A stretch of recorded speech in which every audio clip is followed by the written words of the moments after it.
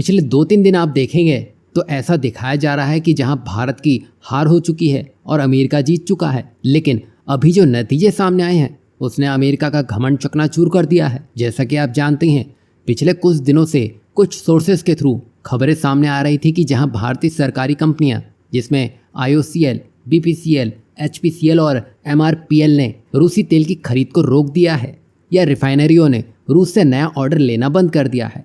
लेकिन अब अमेरिका के सबसे बड़े मीडिया हाउस यानी कि द न्यूयॉर्क टाइम्स की हेडलाइन कुछ ऐसा कह रही हैं जिसने डोनाल्ड ट्रंप के चेहरे का रंग ही उड़ा दिया है। और सिर्फ न्यूयॉर्क टाइम्स ही नहीं, अमेरिका की जितनी भी बड़ी मीडिया हैं पिछले 24 घंटे से सिर्फ एक ही हेडलाइन गूंज रही है कि ट्रंप की चेतावनी के बाद भी भारत रूस से तेल खरीदेगा।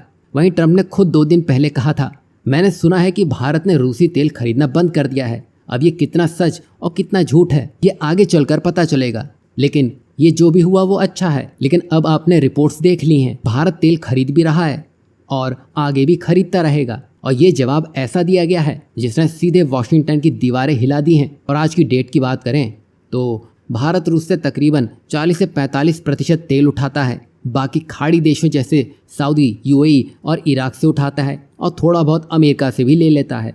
मतलब जहां तेल सस्ता और भारत के लिए अच्छा होता है, भारत वहीं से तेल लेता है। साथ ही रूसी तेल अभी पश्चिमी प्रतिबंधों के कारण डिस्काउंट पर चल रहा है।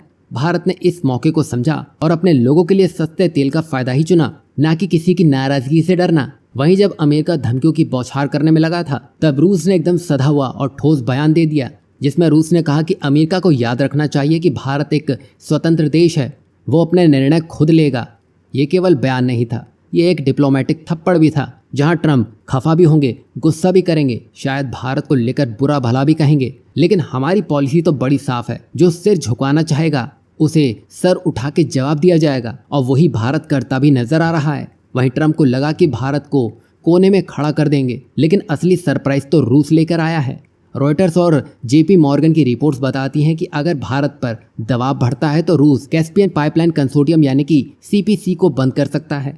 और ये कोई छोटी मोटी पाइपलाइन नहीं, बल्कि ये पाइपलाइन हर दिन करीब 1 मिलियन बैरल तेल कजाकिस्तान से रूस के रास्ते ब्लैक सी भेजती है।